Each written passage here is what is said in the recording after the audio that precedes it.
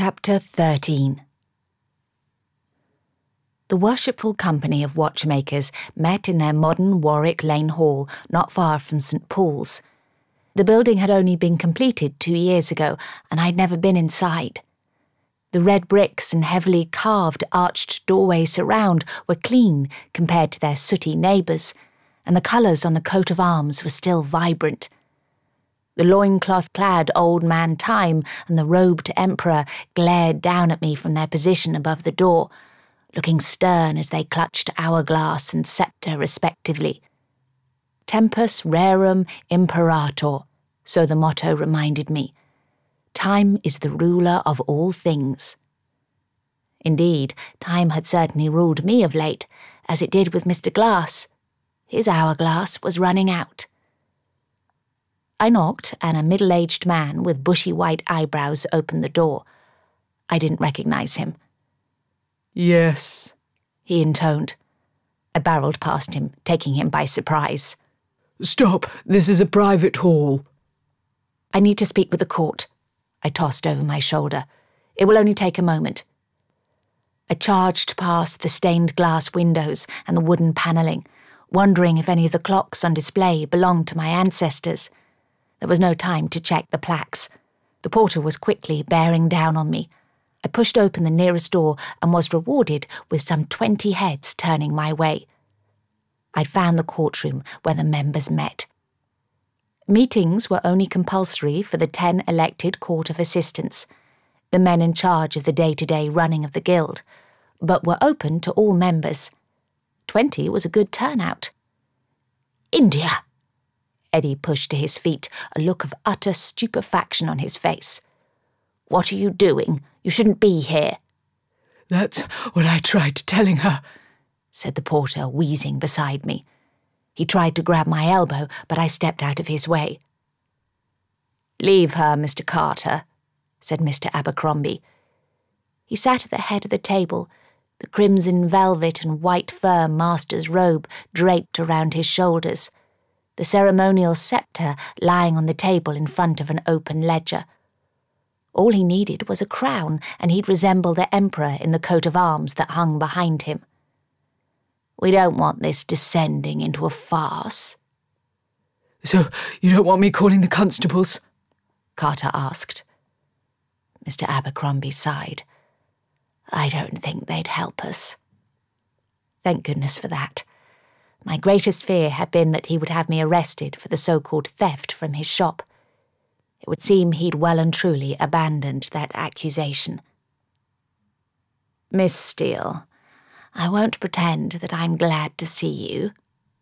He flicked his hand at Carter, and the porter exited with a bow. I scanned the faces of the men at the table as Eddie resumed his seat. I recognised all of them. Eddie was by far the youngest. Everyone else had white, grey or balding heads. Mr. Mason wasn't present. Mr. Abercrombie beckoned me with a crook of his finger. "Come closer, Miss Steele." I inched forward, feeling very much like a lowly courtier who'd caught the king's disapproving eye. I stopped well back from the table, but the fellows at the nearest end shuffled their chairs farther away. I tried to recall the speech I'd rehearsed on the way over, but the beginning evaded me. "India," Eddie said, in a voice deeper than his usual one. It sounded so ridiculously false that I almost giggled. He puffed out his chest and sat very erect in the chair, no doubt to make himself appear larger and more commanding among such important men. "What's the meaning of this?" "Quiet, please, Mr. Hardacre," Abercrombie said with a lift of his hand. He removed his pince-nez and placed it on the ledger. "Allow me to interrogate her." Interrogate? Oh, no. I hadn't come so that he could ask questions of me. "Mr. Abercrombie, I would like some answers." "Then you shall have them." All heads swung round to look at him. "What?" more than one of them snapped. "Don't," said others. Abercrombie held up his hand for silence. I didn't trust his sly smile, his apparent openness. I forged on anyway. "Why are you all afraid of me?" "Afraid of you?" He laughed. "Don't be absurd. You're just a little woman. None of us are afraid of you." His laughter was eventually joined by a smattering of others, all of them half-hearted, cautious. I abandoned that angle and picked up another. "As most of you know, my employer, Mr. Glass, is searching for a particular watchmaker who may or may not go by the name of Mirth. Do any of you know Mr. Mirth?" Several members looked to Abercrombie. "I know him," Abercrombie said. I was so surprised that I stepped forward before I remembered I didn't want to get too close. "Mirth isn't the fellow your employer seeks," he went on. "How do you know?" "The confusion came about because Mirth travelled overseas at the same time as Mr. Glass says his mysterious watchmaker was in America. Mirth did not travel to America, however, but to Prussia." "How can you be sure?" "Because he confided in me at the time. He was looking for his daughter. She'd run off with a foreigner. Sadly, he never found her, which goes some way to explaining why he never reopened his shop. He no longer had the heart for it. I'm afraid he's been something of a lost man ever since." It sounded plausible, but I couldn't trust him to tell me the truth. He hated me and would try to thwart me at every turn. To what end, however, I couldn't fathom. "Then why did he suddenly disappear from the Aged Christian Society house?" He spread out his hands. "Your guess is as good as mine. I haven't seen him much of late." He picked up his pince-nez and tapped it on the ledger in front of him. "All I know is the small allowance he receives from the Guild is paid into an account at the Bank of England, and will continue to be until such time as we hear of his death. We do what we can for all our members in need, past and present." "Hear, hear," said one man, as another thumped the table in agreement. "Do you know of anyone else who travelled overseas about 5 years ago?" I asked, searching their faces as I spoke, hoping to find a hint of recognition in one of them. Those that met my gaze were blank. Those that did not looked to Abercrombie. "No," he said. Several clocks, both within the courtroom and without, chimed 7:30 with orchestral rhythm. I steeled myself. "I don't believe you." A collective intake of breath echoed around the room. "Miss Steele, have you considered that the watchmaker doesn't want to be found?" Abercrombie asked. "We've considered that he might be dead, but why wouldn't he want to be found?" He once again set down his pince-nez. "Your employer, Mr. Glass, yes? What do you know about him?" "What's your point, Mr. Abercrombie?" Eddie shook his head and rolled his eyes. No doubt he was congratulating himself on becoming unengaged to such a difficult woman. "My point is," Abercrombie said, "Mr. Glass threatened me." So he did he? It was difficult to keep the smile off my lips and out of my voice.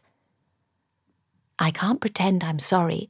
You accused me of stealing, and whatever you all think of me, I'm not a thief."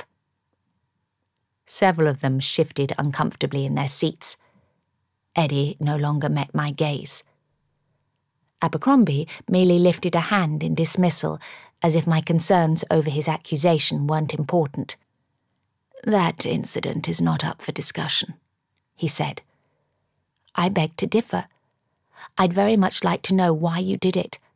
I could have gone to prison if it hadn't been for Mr. Glass stepping in on my behalf. I'm not sorry that he threatened you, not in the least." "It wasn't merely his threats." He waved his hand again. But that's by the by, water under the bridge. We should all move on. Dear Lord, hold me back from leaping across the table and strangling him. Mr. Glass saw an injustice occur, and he stepped in to save me. I think that noble. Are you implying something else about his character? I'm merely suggesting that you should be careful with whom you associate, Miss Steele. After he pressured me to drop the accusation, I decided to do some research. What I learned was that your employer, he said with a sneering curl of his top lip, associates with criminals. I already knew about his mother's family, but it was a timely reminder nevertheless. That's the best-case scenario, Abercrombie went on. Best case, I echoed. At worst, he is a criminal himself. Several of the members gasped, including Eddie. I did not. From the smug look on Abercrombie's face, he knew that I'd already suspected Mr. Glass of being the Dark Rider. Anyone who's read the newspaper of late will be aware that the American outlaw known as the Dark Rider is here in England, he said. It's not a big stretch to connect him to Mr. Glass. Indeed, it's not a big stretch to say that the one is also the other. You can't say that for certain. Abercrombie shook his head. You're naive for your age. Out of respect for your father, I must warn you against men like Mr. Glass. Do not bring my father into this, I growled. Calm down, India, Eddie said. Your father was a member in good standing here. No one is deriding him. Do shut up, Eddie. A couple of members smirked, but the man sitting beside Eddie turned to him and said, Was she always this willful? Eddie shook his head. If I'd known earlier, I would never have asked for her hand. And missed out on inheriting my shop, I snarled. It was never your shop to begin with. Eddie's retort was met with a series of nods from the other members. Perhaps the watchmaker that Mr. Glass wants to find is also a criminal, Abercrombie said, stroking his oiled moustache. That might explain why he doesn't want to be found and why no one here can identify him. The worshipful company of watchmakers upholds the very highest of principles. Our members are honourable, decent men and do not associate with outlaws. Consider that, Miss Steele, he said, interrupting my protest. Consider that the reason it's been so difficult to find the watchmaker is because he's a wanted man. Wanted men associate with other wanted men, and Mr. Glass's visit coincides neatly with that of the Dark Rider. Too neatly, an independent observer would say. A chill trickled down my spine and raised the hairs on the back of my neck. I wanted to disagree with him, but I could not. I had no evidence of Mr. Glass's innocence, and quite a pile suggesting his guilt. From the coincidence of his and the Dark Rider's arrival, to his fighting ability, connection to the Johnsons, and now his threats towards Abercrombie. I swallowed loudly. In memory of your father's long-standing membership in the guild, Abercrombie went on, I will offer you some advice, Miss Steele. Sever ties with Mr. Glass. Tell him you can no longer assist him in his search. Your father would be disappointed to see that you've fallen in with a disreputable crowd. But he's related to Lord Rycroft. My voice sounded weak, pathetic. I didn't believe his association with the Rycroft title mattered, considering he'd only just met them. Abercrombie merely spread out his hands as if to say, So? Eddie shifted in his chair and leaned forward. His face brightened. He turned to Abercrombie for a moment, then to me. Indeed, it's Mr. Glass's reputation as the Dark Rider that has us all wary of you, India." He looked to his fellow members, one pale eyebrow lifted in a hopeful tilt. Abercrombie urged him with a small nod. "We told you earlier that it's not you who worries us, India. That's because it's Mr. Glass."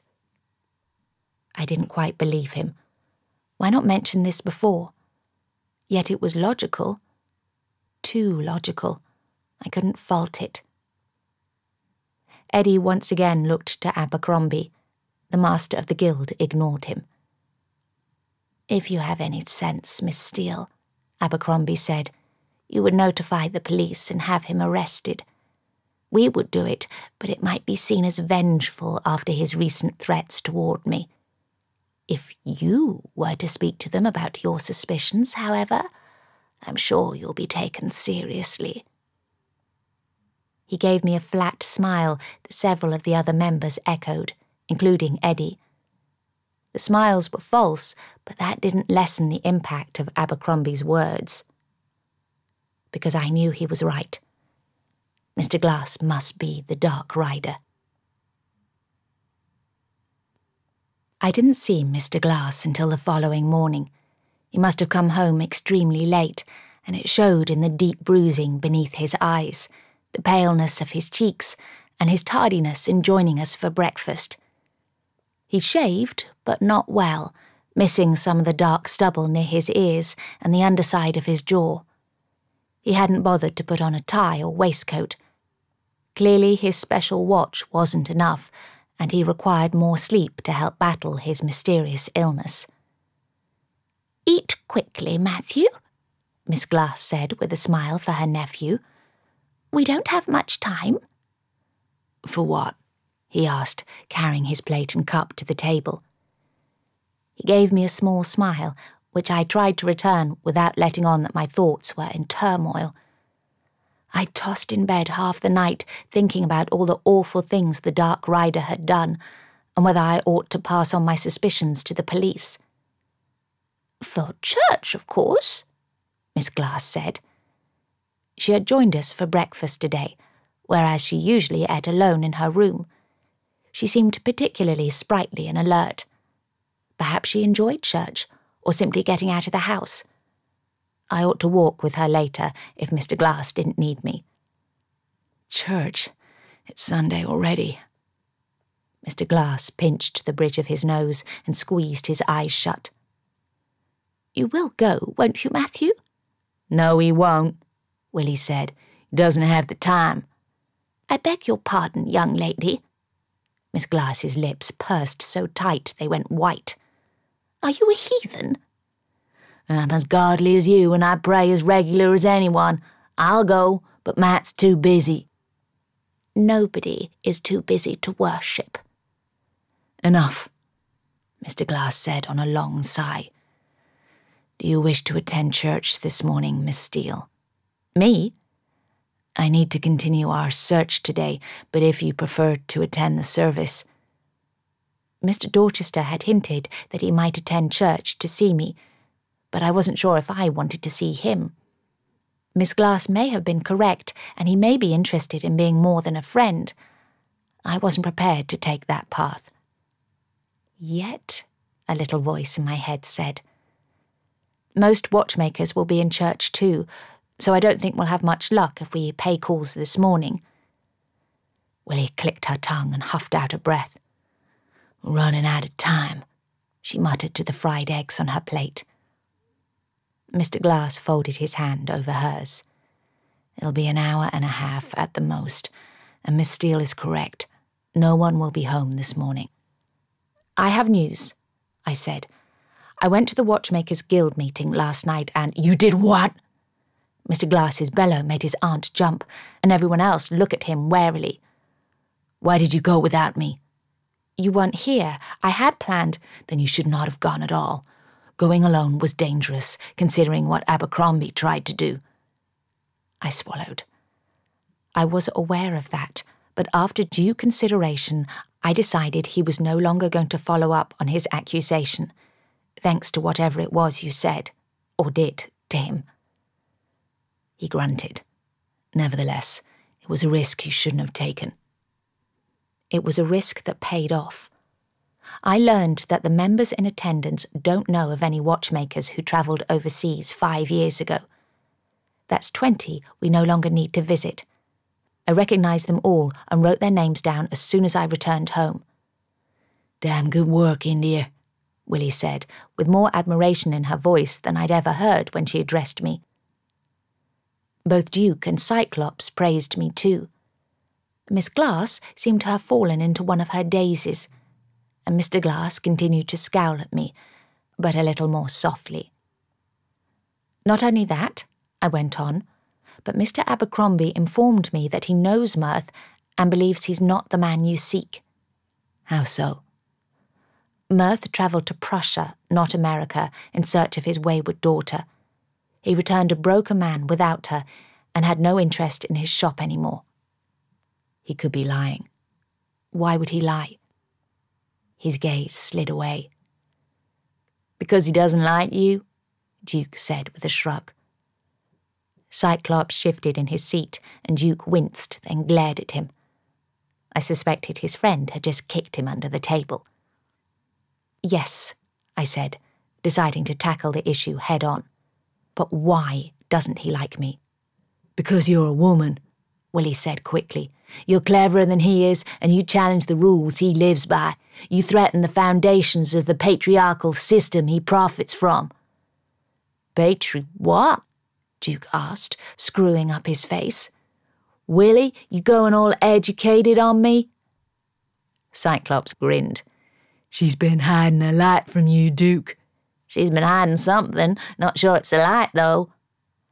"And I'm not sure that explains why Mr. Abercrombie dislikes me so intensely," I said. "But I can see that no one wishes to tell me."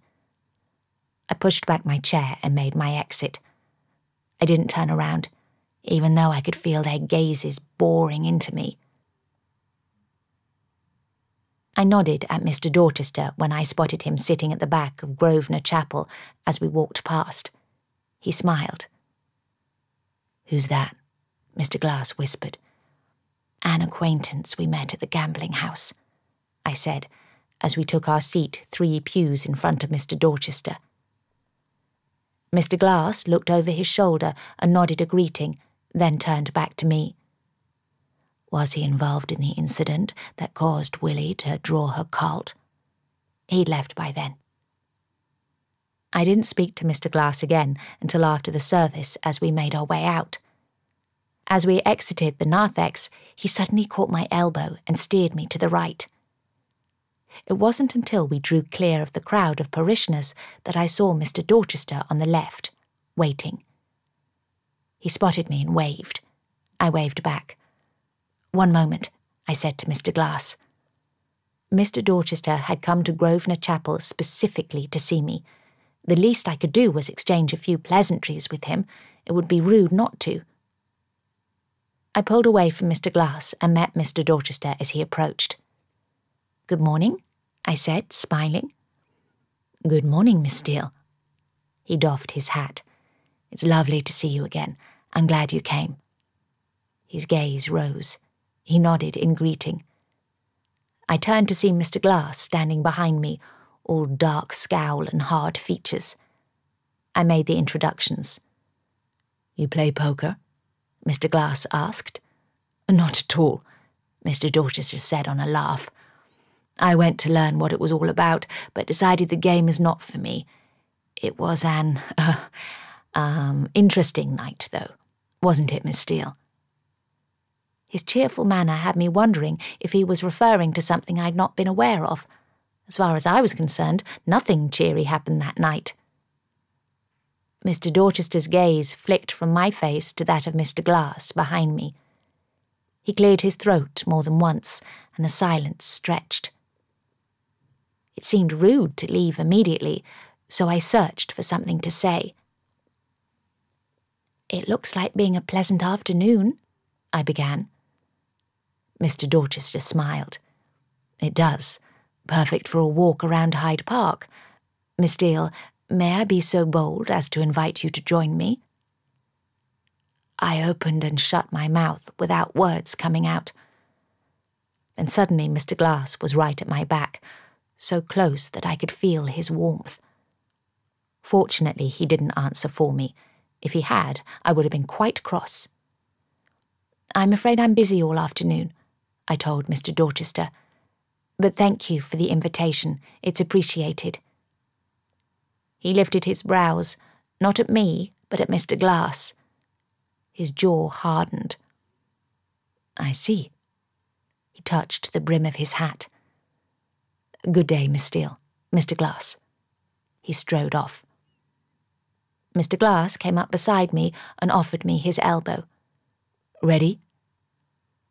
I hesitated. Now that the moment had arrived, I wasn't sure if leaving with him was a good idea. We would be alone in the carriage the entire afternoon. There would be no opportunity to go to the police and tell them my suspicions about him being the Dark Rider. And there would be no opportunity to escape. Duke, Willie, and Miss Glass decided to walk back to the house, while Cyclops climbed onto the driver's seat.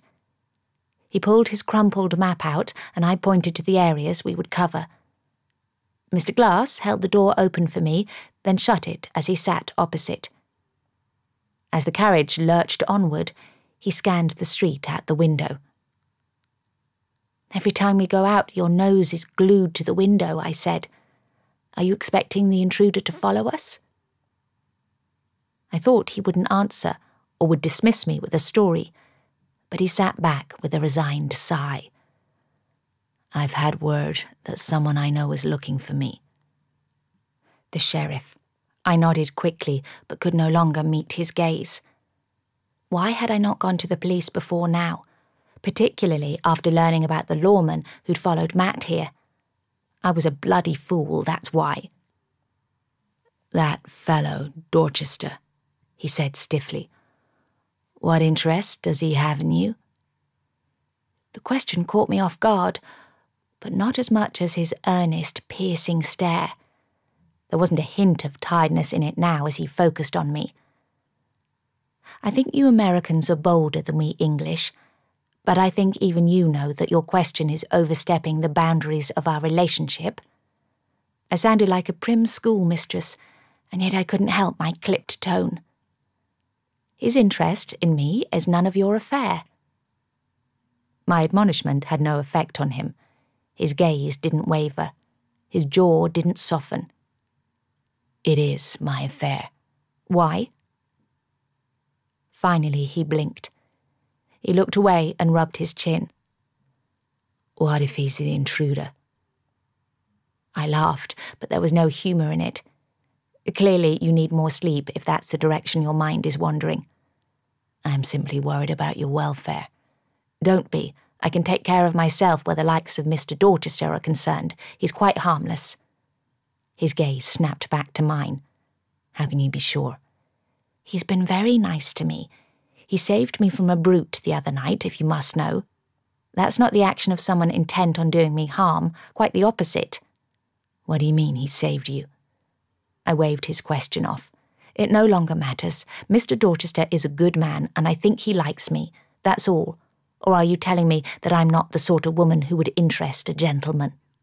"That is not what I'm saying." He ground out through a rigid jaw. "Then what are you saying?" He planted his hands on his knees and leaned forward. "I'm saying that not everyone is as they seem. You hardly know him." My blood turned to ice in my veins. A foggy sensation descended over me, and I felt somewhat disembodied, like I wasn't in control of my mind any longer. "I hardly know you, either." My voice sounded hard, sharp. "And the facts I do know frighten me. Yet you dare to call him the untrustworthy one." He straightened. "What facts?" "The fact that your mother's family are outlaws. The fact that a sheriff is chasing you. The fact that you arrived in England at the same time as the Dark Rider." Each sentence was like a punch, pushing him a little further toward the back of the seat. The fact that your special watch temporarily reinvigorates you by injecting a substance into your veins that makes them glow. His hands gripped the seat edge on either side of him. The knuckles turned white. You are an observant woman.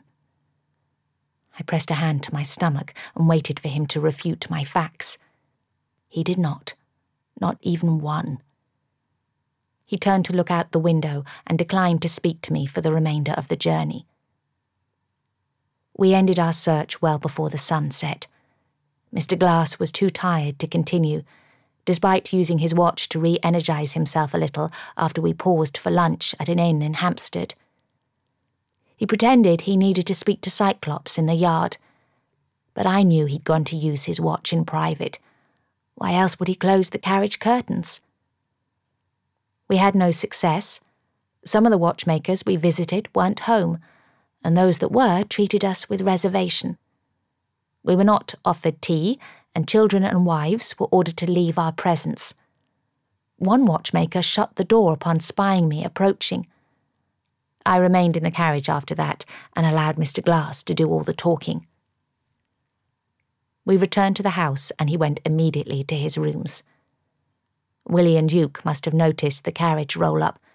They greeted us at the door, hope lifting their faces.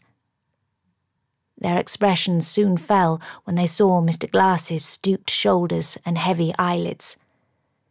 He didn't exchange a single word with them and headed straight for the stairs. Every step seemed to take enormous effort, as if he could barely put one foot in front of the other. We watched him until he disappeared. It's hopeless, isn't it? Willie looked to Duke, tears in her eyes. There's always hope.